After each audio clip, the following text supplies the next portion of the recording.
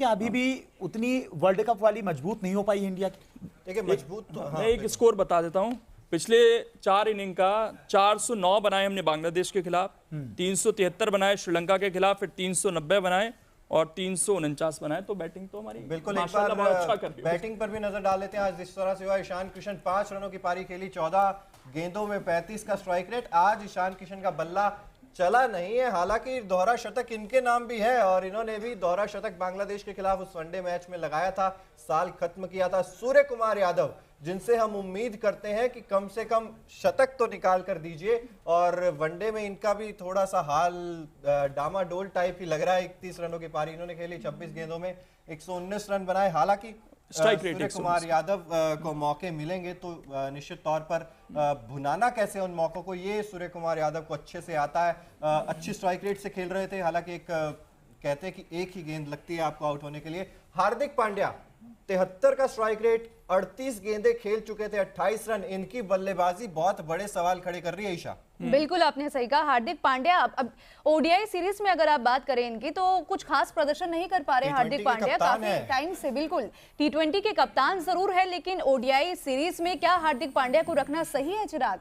और अगर आज बात करें हार्दिक पांड्या की, तो कुछ खास रोल में नजर नहीं आए हैं। वही रोहित शर्मा की बात करें तो हमेशा की तरह एक बार फिर से नाराज हुए हैं उनके फैंस। श्रीलंका के खिलाफ सबसे ज्यादा स्कोर 83 रनों का स्कोर हालांकि बनाया था, लेकिन अब न्यूजीलैंड के खिलाफ बल्ला खामोश रहा। बिल्कुल बल्ला खामोश है और पता नहीं कब आएगा इनका। इसमें चिराग 2 बल्लेबाज ऐसे हैं, सूर्य कुमार यादव और ईशान किशन। इन्हें श्रेयस अय्यर और जब केएल राहुल वापस आ जाएंगे जगह नहीं मिल रही। इनके लिए ये मौके हैं, इनको अगर ये गवा रहे हैं तो ये इनके लिए बहुत बड़ी प्रॉब्लम है, क्योंकि इनके पास लिमिटेड मौके हैं। श्रेयस अय्यर लास्ट मोमेंट पर इंजर्ड हो गए, उन्होंने कुछ ऐसा गलत नहीं किया कि वो टीम से बाहर बैठे। केएल राहुल को हमें विकेट कीपर के तौर पर खिलाना ही है, तो इनको मौके नहीं मिलेंगे ज्यादा, इनको भुनाने हैं और इन्हें इस चीज का खास ख्याल रखना होगा। क्योंकि सूर्य कुमार यादव टी20 में नो डाउट अब वो उपकप्तान भी है भारतीय टीम के, तो वहां पर उनकी जगह बन रही है। और आज शुभमन गिल, मतलब आज शुभमन गिल की पारी की जितनी तारीफ की जाए उतनी कम है, और अंत में मुस्कुराता हुआ चेहरा भी दिखा, क्योंकि मैच बच गया किसी ना किसी तरह से। 208 रनों की पारी, 149 गेंदें, 139.60 का स्ट्राइक रेट, 19 चौके और 9 छक्के। और इन पर सवाल उठाया जाता था कि ये छक्के नहीं मार सकते, ये चौके मार सकते हैं, लेकिन आज उन सभी आलोचकों के मुंह पर शुभमन गिल ने ताले जड़े हैं। 9 छक्के इस पारी में उन्होंने लगाए हैं। लेकिन ये सवाल तो है कि एक प्लेयर 208 बना रहा है, तो दूसरा जो हाईएस्ट है हमारा 34 का है, रोहित शर्मा का, यानी कि 174 रनों का डिफरेंस। बिल्कुल ये बहुत बड़ा है। इससे पहले भी हालांकि रहा है, जब रोहित ने 264 बनाए थे तब भी 198 का डिफरेंस था। उस मैच में विराट कोहली ने 66 बनाए थे, लेकिन इसमें अगर ये रन ना होते हमारे पास, तो आज हमारे बल्लेबाजों ने कुछ खास नहीं किया है, कोलैप्स था बिल्कुल। और इसमें गिल की इसलिए भी तारीफ करनी होगी क्योंकि उन्होंने सुबह के समय यानी दोपहर के समय, जब ओस नहीं थी, जब उस तरह की बल्लेबाजी के लिए कंडीशन बहुत ज्यादा अच्छी नहीं थी, जब हमारे बल्लेबाज संघर्ष कर रहे थे, तब एक बल्लेबाज अगर 200 बनाकर जा रहा है तो उसने बता दिया है कि भाई अब मैं कहीं नहीं जाने वाला, और जितने मौके मुझे मिलने थे मैंने उनको पूरी तरीके से भुना दिया है, और अब अगले 8-9 साल आप मुझ में इन्वेस्ट कर सकते हैं। हालांकि हम तो चाहते हैं कि लंबा जाए, 15-16 साल जाएं, क्योंकि एज भी अभी ज्यादा नहीं है। लेकिन एक सवाल तो यहां से उठेगा गेंदबाजों को लेकर कि भाई 131 पर 6 आप 293 तक कैसे ले गए, वो भी पुछल्ले बल्लेबाजों को। और ये श्रीलंका के समय भी दिखा, शनाका अंत में आकर सेंचुरी मार देते हैं। ये प्रॉब्लम है, और ये इंडिया के साथ बीच में एक समय ये समस्या लग रहा था कि खत्म हो गई है, नहीं तो ये तो हमेशा से हमने देखा है कि हम हाथी निकल जाता, हमारी पूंछ अटक जाती है। हमने कितनी बार लास्ट में आकर गेंदबाजों से बड़ी बड़ी साझेदारियां करवा दी, और वो प्रॉब्लम एक बार फिर से दिख रही है। अब इसमें क्या दिक्कत है ये समझना पड़ेगा, इसमें स्ट्रेटेजी बनानी पड़ेगी कि भाई क्या हम थोड़ा सा हल्के हो जाते हैं, वो प्रेशर बिल्ड नहीं कर पाते हैं, क्या दिक्कत है? क्योंकि 131 से 6, 293 पर 7, ये जो पार्टनरशिप यहां पर लगी है, और ब्रेसवेल ने जिस तरीके से खेला है ना, ब्रेसवेल उतने वर्ल्ड क्लास बल्लेबाज नहीं है, ऑलराउंडर हैं, ठीक है, खेल रहे हैं गेंदबाजी में, मुख्य भूमिका उनकी स्पिन गेंदबाजी थी जो उन्हें करना था। जो उनके कप्तान हैं जिस तरीके से वो खेल गए, सेंटनर खेल गए, 57 रन बना गए वो भी, तो ये पुछल्ले बल्लेबाज हैं। इसमें कोई टॉप ऑर्डर का बल्लेबाज होता तो चलिए मान लेते कि वो एक पार्टनरशिप लेकर चला गया, लेकिन ये दोनों नीचे के बल्लेबाज थे, और ये इस तरीके से मैच, आपकी जिस तरह के रिएक्शन दिख रहे थे, वो प्लेयर्स ने मान लिया था कि ये मैच शायद निकल जाए हमारे हाथ से। बिल्कुल। और ये मतलब ये आज की कहानी नहीं है ईशा, ये कहानी अब लंबी हो चुकी है। आपके पास जसप्रीत बुमराह नहीं है, आपके पास रविंद्र जडेजा नहीं है। चर्चा तो हम कर ही रहे हैं, इसी बीच आपके सामने एक पोल भी आ रहा होगा। आपको किसका 200 रन का स्कोर सबसे अच्छा लगा? सचिन तेंदुलकर, शुभमन गिल, रोहित शर्मा, ईशान किशन? आप पोल में आपका जवाब भी दे सकते हैं, या आपको सहवाग का अच्छा लगा हो तो आप कमेंट करके बता भी सकते हैं। अभी तक तो फिलहाल 43% लोगों का कहना है कि शुभमन गिल का दोहरा शतक ही हमें सबसे अच्छा लगा है। India won the match, Shreyas ji लिख रहे हैं, मुकेश वर्मा जी लिख रहे हैं न्यूजीलैंड भी व्हाइट वॉश होगा 3-0 से। उम्मीद तो यही करेंगे कि 3-0 से व्हाइट वॉश हो जाए, लेकिन आज जिस तरह का प्रदर्शन किया है बहुत मुश्किल होने वाला है इंडिया के लिए। ठीक है चिराग, और आप सबसे मेरा एक सवाल है, हमारे दर्शक जो पूछ रहे हैं कि सचिन चौधरी जी हमारे साथ, वो पूछ रहे हैं कि आज मैन ऑफ द मैच किसे मिलेगा? तो आपको क्या लगता है, सिराज या शुभमन गिल? देखिए शुभमन गिल, मुझे तो लगता है नो डाउट आप शुभमन गिल को देंगे, क्योंकि जिस तरह से अभी डिफरेंस की बात हम कर रहे थे, एक ने बनाए 208 और एक ने बनाए 34, तो फर्क बहुत ज्यादा है। अगर शुभमन गिल की पारी आपके पास ना होती तो आपकी बैटिंग एकदम से कोलैप्स हो चुकी होती। आप यहाँ पर शायद बहुत देर पहले इस चीज की चर्चा कर रहे होते कि भारत सीरीज में पीछे हो चुका है। तो शुभमन गिल ने आपको जो स्कोर दिया है, और ये 350 का तो हम ये भी कह रहे हैं ना कि 330 भी होता तब भी इंडिया हार गई थी ये मैच। बिल्कुल।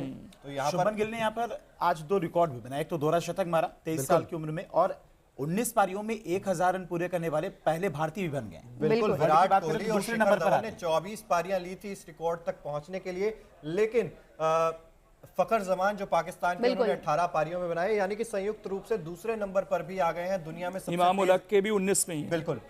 तो यहाँ पर 1000 रन पूरे करने वाले दुनिया के दूसरे सबसे तेज बल्लेबाज बन गए हैं। लेकिन रोहित शर्मा का फॉर्म अब समस्या बनी हुई है, कप्तानी में भी और बल्लेबाजी में भी। इसका क्या इलाज अब किया जाए, क्या विकल्प के ऊपर, क्योंकि ये तो कप्तान है और हम कह रहे हैं कि ओडीआई विश्व कप तक हमारे कप्तान रोहित शर्मा है, चाहे वनडे हो चाहे टेस्ट हो। और एक बात और देखने को मिलती, जब इंडिया प्रेशर में होती उस वक्त रोहित डिसीजन नहीं ले पाते हैं कि किस बॉलर को कहां पे उतारना चाहिए, वो प्रेशर में खुद आ जाते हैं।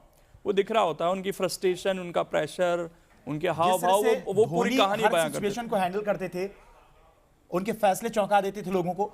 उस तरह के डिसीजन शायद रोहित शर्मा नहीं ले पा रहे हैं। उसकी एक वजह यह भी हो सकती है कि उनके बॉलर इतना लंबा स्कोर खड़ा करने के बाद भी जो विपक्षी टीमें हैं उनको रोक नहीं पा रही। बिल्कुल, रंजन यादव जी भी लिख रहे हैं बॉलिंग पर ध्यान देने की जरूरत है, और थोड़ी सी चूक होती तो गुनगुन शर्मा जी भी लिख रहे हैं ब्रेसवेल ने बहुत बढ़िया खेला। सहराज जी लिख रहे हैं देखिए यहाँ पे ब्रेसवेल की बात हुई है, उन्होंने बोला कि बहुत बढ़िया खेला। बिल्कुल, देखिए वो पारी की याद आ गई जब 2022 में आयरलैंड के खिलाफ ऐसी ही पारी खेली थी चिराग, और जिस तरीके से पूरा उस वक्त भी 300 रनों का आंकड़ा यहाँ पे दिया था, टारगेट यहाँ पे दिया था आयरलैंड ने। हालांकि उस टारगेट को अचीव नहीं कर पा रहे थे न्यूजीलैंड, लेकिन लास्ट ओवर्स में जो कमाल करके दिखाया ब्रेसवेल ने, वहां जीत हुई न्यूजीलैंड की। तो आज मुझे यही लग रहा था कि कहीं ब्रेसवेल वही कमाल करके ना दिखा दे। माइकल ब्रेसवेल की जो शानदार बल्लेबाजी आज देखी, वो तारीफ के काबिल है। 2 चीज तो मुझे अच्छी लग रही है। आपने रोहित को लेकर सवाल पूछा, एक इंटेंट इस वक्त टीम इंडिया के अंदर दिख रही है, वो जो हम T20 वर्ल्ड कप में डिस्कस कर रहे थे कि भाई 10 ओवर में 60, 10 ओवर में 66, तो इस बार वो इंटेंट दिख रही है। इसीलिए मैंने स्कोर कार्ड भी बताया कि लास्ट की जो कुछ हमारे इनिंग्स गई हैं, 300 पार, 400 पार भी हम गए हैं, 350 के पार भी हम गए हैं, तो कि इंटेंट दिख रही है। रोहित शर्मा भी छोटी छोटी पारियां खेल रहे हैं, ऐसा नहीं कि 0 पर, 1 पर, 2 पर, 30, 80, 50s भी आई हैं उनकी, तो एक इंटेंट दिख रही है तेज खेलने की। लेकिन ऊपर से दोहरा शतक लगा चुका होता है 3 बार, आपके भारतीय इतिहास में छोड़िए, दुनिया में किसी ने 2 बार नहीं बनाया, और रोहित शर्मा ने 3 बार लगा दिया है दोहरा शतक। और आप ऐसे बल्लेबाज से उम्मीद करते हैं कि आपके ओपनर भी हैं, आपको वो शुरुआत दिलवाएं।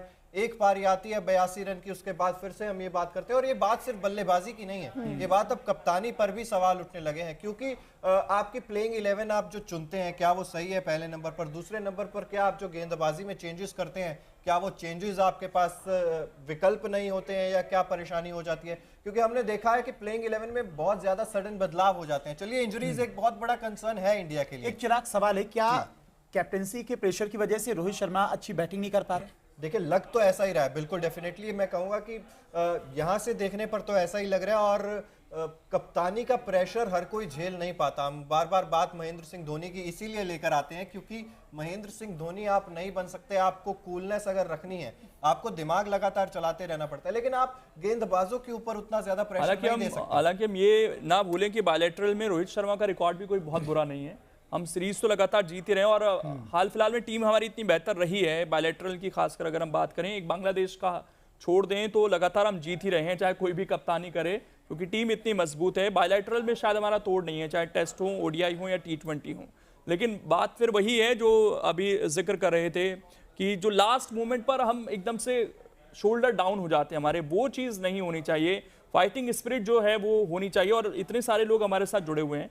इस वीडियो को जरूर लाइक भी करते रहिए, आप शेयर भी करते रहिए और आपके साथ जो कमेंट आ रहे हैं उनको भी लगातार हम पढ़ने की कोशिश कर रहे हैं। आपने अगर मैच देखा, क्योंकि कई लोगों ने बोला कि हमने पूरा मैच देखा है, तो रोहित शर्मा के जो लास्ट में हाव भाव थे और बाद में जो हंसी मजाक हो रहा था, दोनों को लेकर जरूर अपना रिएक्शन दीजिएगा। बिल्कुल, अब बताइए कि आपको रोहित शर्मा, चलिए रेटिंग मांग लेते हैं कि रोहित शर्मा की कप्तानी को 0 से 10 के स्केल पे आप कितने नंबर